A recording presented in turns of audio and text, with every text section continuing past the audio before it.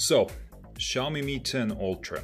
Before we start, I'm somebody who's coming from Samsung Galaxy Note 10, which is one of the best phones from last year. I will try to explain how much better this phone is in comparison to what I have been using for the past couple of months, which is the Galaxy Note 10. First off, the design. 6.7 inches of a display, glass back, glass front, Gorilla Glass 5. What is important to know? There are no cracks and crevices for any lint or dust to come in to give you a dated look even after days or months of usage, which is a great thing. It's very easy to clean the phone.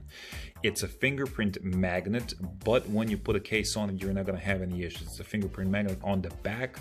The oleophobic coating on the front actually has no issues at all. Easy swipe, easy to clean, and doesn't get smudgy at all.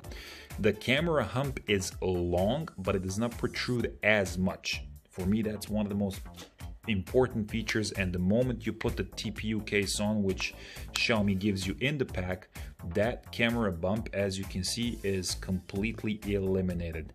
The fingerprint sensor is under the screen one. There's no dedicated fingerprint sensor as hardware on the back or on the side, and so on. Dual stereo speakers, bottom firing one here, the tweeter here on the left side, perfectly balanced. I have no issues with them, and the C port. The design is nothing that we haven't seen before. It's clean, it's aesthetic, it's functional. The phone is on the heavy side. It's not, but I've been using this for about almost a month now since the phone came out. I haven't even had like any micro scratches on the display. So kudos to Xiaomi. Great design, no issues there. Display. Punch hole camera here, nothing we have not seen before. 120 Hertz display. Let me focus on that, please. 120 Hertz AMOLED panel. I understand that the Mi 10T Pro has what they call a great LCD panel, and let me assure you, a great LCD panel cannot be as good as a great AMOLED panel. This is one of those things that you don't know that you need until you actually start using it. It is a Samsung panel this time, 120 Hz AMOLED, 1 billion colors, 10-bit color depth. This is way better than what I've seen on Galaxy Note 10. And I remember when I saw the Galaxy Note 10's display, I was like, wow, this is gorgeous. This is better. The gradients of color that you see in between is like something that I've never seen on any other display before. For viewing content, for playing video games, I had no stutters, no frame drops, nothing, no jitters, no issues at all. I know most people are worried about AMOLED burning. I cannot let you know anything about it unless it actually happens within 6 months or a year, or if it happens at all. I would like to think that our technology has gone far enough to the point where it's not going to happen, but time will tell. Other than that, outside I had no visibility issues. Gets very, very bright. This is one of the best, if not the best, AMOLED panel I have ever seen. What I do like is that Xiaomi in their software includes a lot of personalization options when it comes to color scheme. You have auto, which tends to shift the color balance depending on the lighting and so on, the original colors, and so on and so forth. And what I like the most is that you have what they call a reading mode.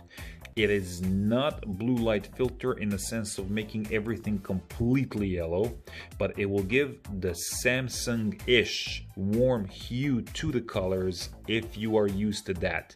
I use it at night. It is very pleasant. It's not hard on the eyes. It just tints everything, makes it very warm. So if you're used to cooler colors, you can use it without it, and you will get perfect whites. No blue tints, no color shifting, no greens, no nothing. It'll be white, as in white is white. If you switch to reader mode, you will get warmer hues. You do know what I'm talking about. Outside of that, display perfect.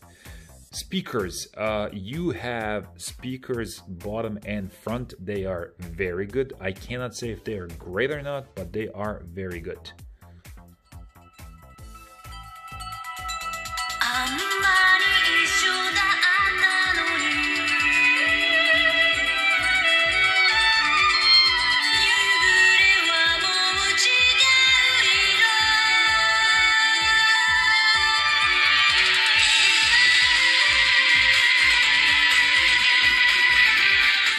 The purpose of this audio test is just to show you that even though it's at the highest possible volume, and it is very loud. There is no distortion, no issues with the speakers whatsoever. If this video gets demonetized, I do not monetize my video. I do this just for the actual tech community, so I really don't care.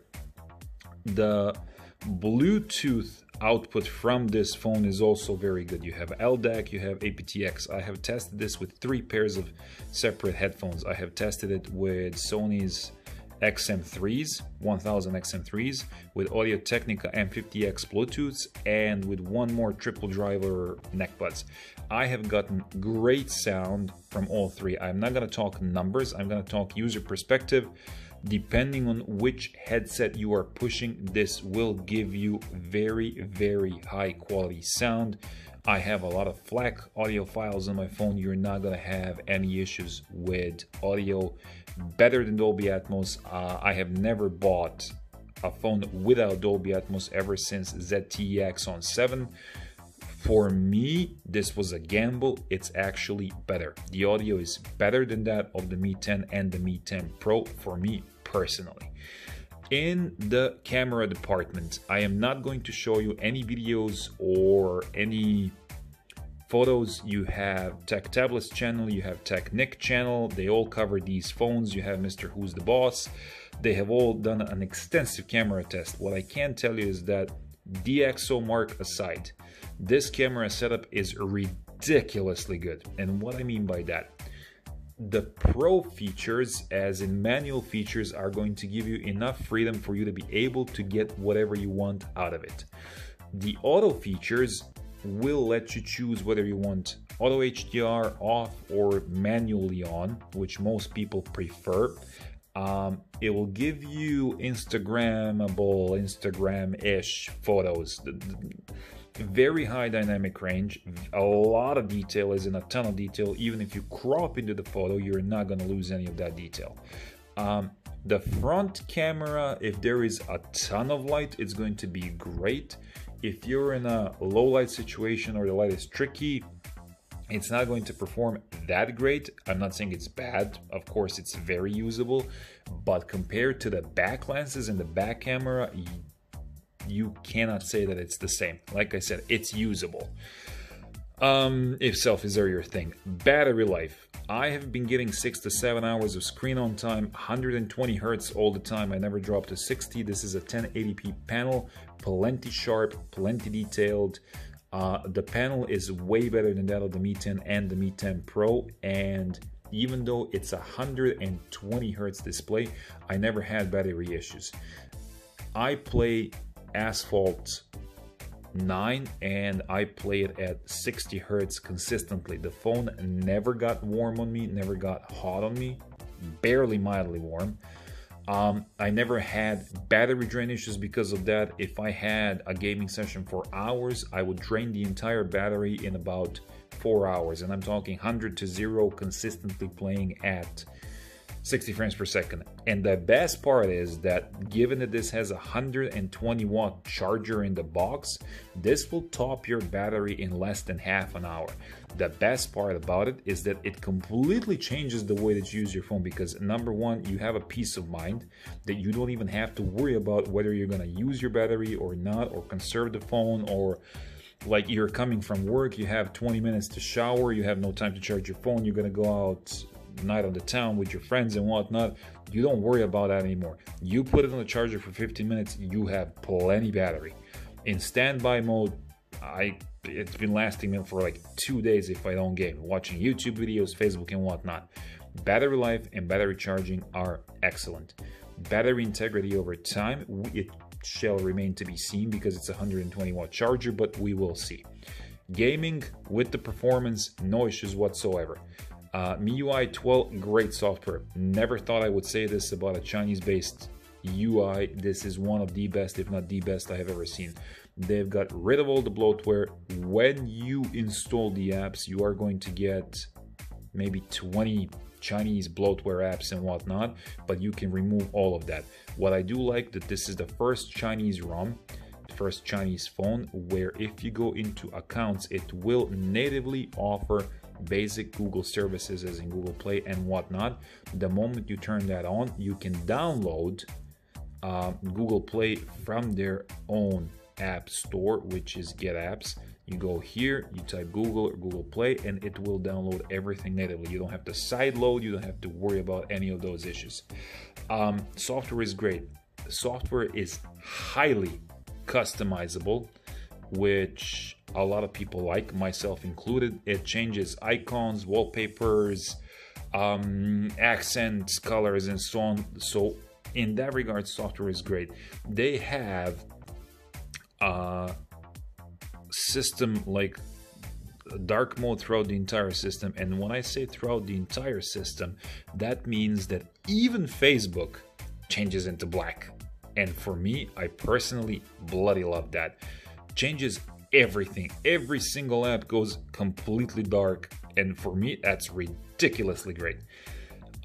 Software is great. Display is great. Gaming on this phone, no stutters, no issues, no lags, no freezes, nothing. Audio experience great. In my personal opinion, this is a perfect phone.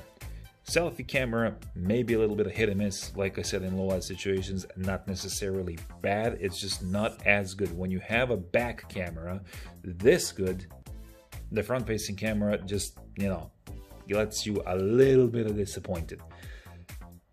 The price of the phone is 5,500 RMB here in China, which is the equivalent of $800. You can order it in Xiaomi shops or on Alibaba. I'm pretty sure you can, if you can import into your own respective country.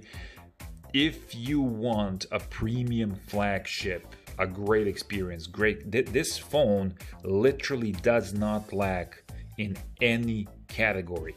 Connection wise, Wi-Fi signal, audio, I don't know. Maybe they sold their soul to the devil to sell this at $800.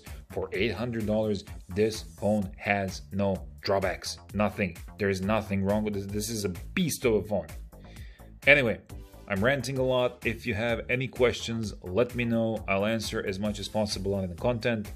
If you liked the video, please press like, not because I need monetization. My videos are not monetized, but because the YouTube algorithm is going to recommend it to other people so they can get some insight into this phone.